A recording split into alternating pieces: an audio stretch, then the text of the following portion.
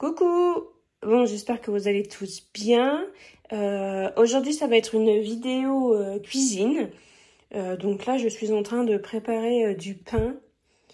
Alors, j'ai fait un peu à l'œil et je teste une façon un peu différente. Donc, du coup, je pourrais pas vous donner de recette, rien du tout. Mais si vous voulez, j'ai déjà fait des recettes de pain sur ma chaîne. Donc, je vous mettrai le lien dans le petit i là et aussi dans la barre d'infos si jamais ça vous intéresse. De toute façon, ça va s'en rapprocher.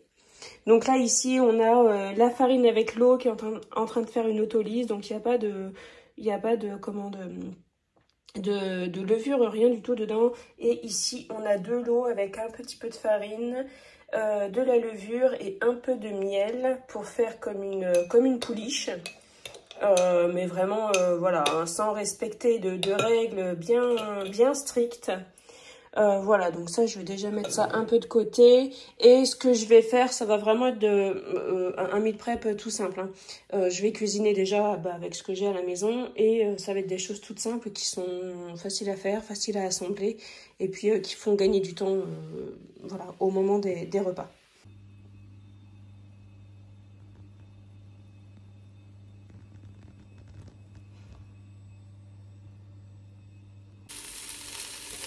Alors, désolée, on a été coupé parce que j'avais plus de batterie. Donc, pendant ce temps-là, je suis allée chercher des pommes de terre dans un sac. Donc, c'est des pommes de terre de mon jardin. Et une énorme araignée dedans. Une énorme araignée dedans.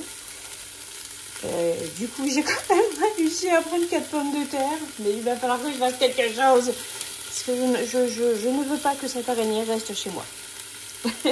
Voilà, et puis j'ai ajouté aussi des carottes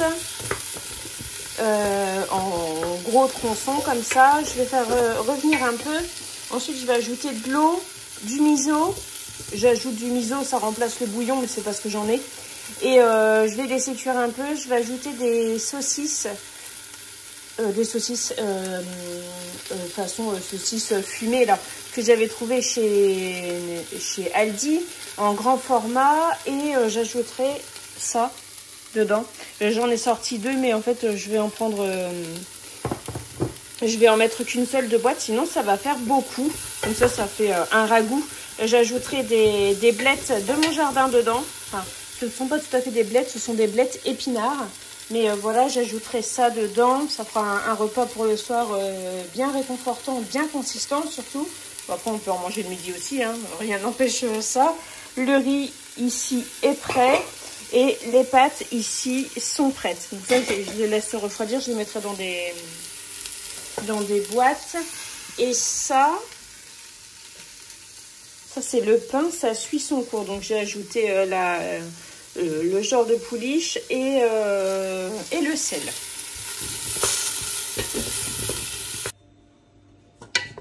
Voilà. Alors dans ce genre de ragoût, vous ajoutez vraiment tout ce que vous avez. Hein. Vous pouvez mettre tout ce que vous avez, des carottes, des pommes de terre, des panais, des haricots, des navets, tout ce que vous voulez, du maïs. Vous pouvez mettre vraiment tout ce que vous voulez, des oignons, des échalotes, de l'ail. En fait, le but d'un ragoût, c'est vous mettez tout ce que vous avez, vous faites cuire, vous mettez des saucisses et vous mangez. Voilà, c'est un peu le but d'un ragoût. Hein. Voilà, donc du coup, bon, ben moi, c'est soft, c'est pommes de terre et carottes. Je mets pas d'oignons parce que et voilà. Donc du coup là je vais fermer, je vais laisser cuire pendant une petite vingtaine de minutes. J'ajoute pas les haricots blancs tout de suite parce que ils n'ont pas besoin de cuire. Ils sont déjà cuits, ils sont en conserve. Je vais faire un petit coup de rangement pendant ce temps-là pour éviter d'être débordé. Et puis voilà. Donc ça je vais mettre ça à cuire. Je vais mettre le couvercle. Hop.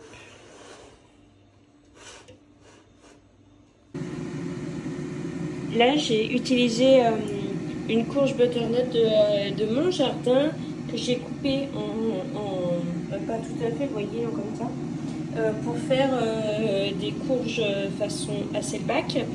J'ai mis un petit peu d'huile dessus, mais je remettrai au fur et à mesure de la cuisson. J'ai mis des épices, alors j'ai mis celle-ci, c'est mon moulin que j'ai depuis un petit bout de temps, que je l'ai eu chez Noz. Les épices, elles sont super bonnes. Et voilà, je vais déjà le faire cuire. C'est super bon comme ça. C'est tout simple.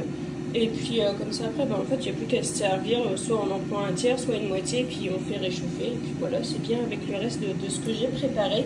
Et donc, je vais le faire cuire dans l'air fryer.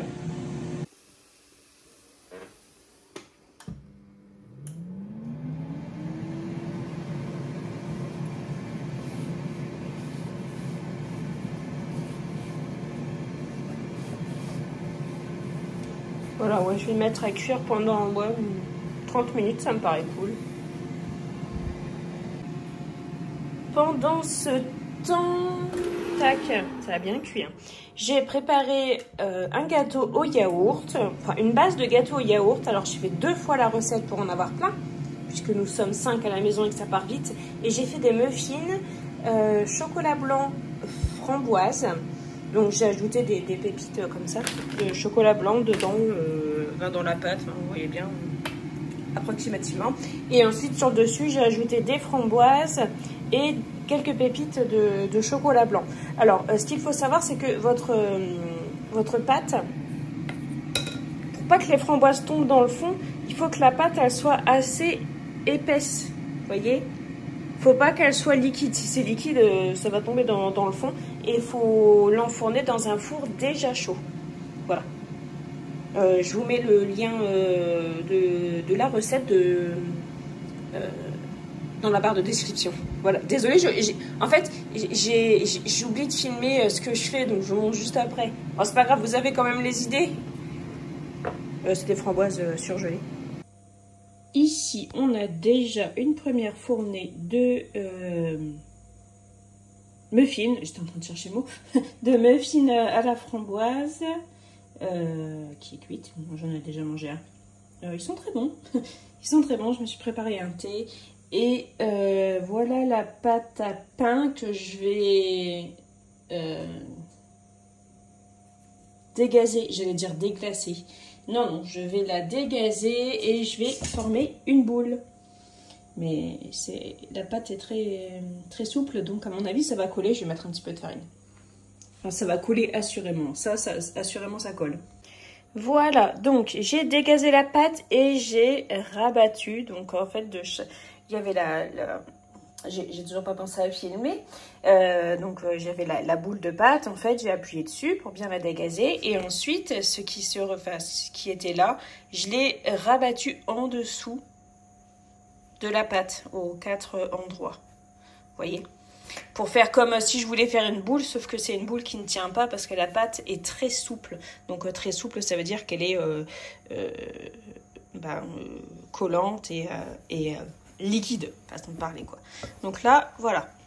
Je la laisse encore une fois remonter et du coup, je vais laisser la farine à portée de main.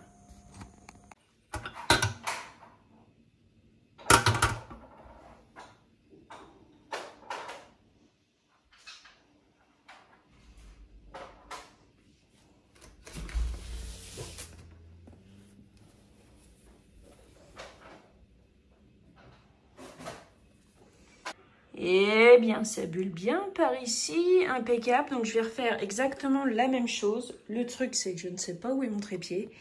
Et sans trépied, je ne vais pas réussir à vous montrer exactement comment je procède.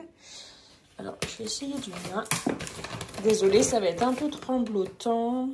Voilà, je mets un peu de farine dessus. Nous avons Aglaé la mouche qui nous saoule, donc... Hop, je dégaze.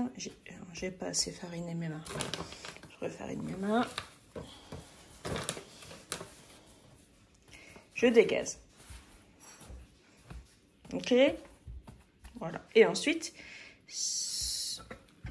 je vais pas pouvoir le faire à une main, mais ce qu'il y a là, je l'emmène en dessous. Vous voyez?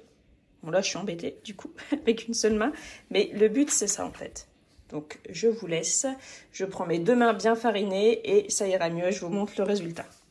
Et voilà. Donc là, on a une pâte à pain qui est de plus en plus ferme, c'est-à-dire qui se tient de mieux en mieux, qui est de moins en moins liquide. Vous Elle est de moins en moins souple. Et donc, elle se tient de mieux en mieux.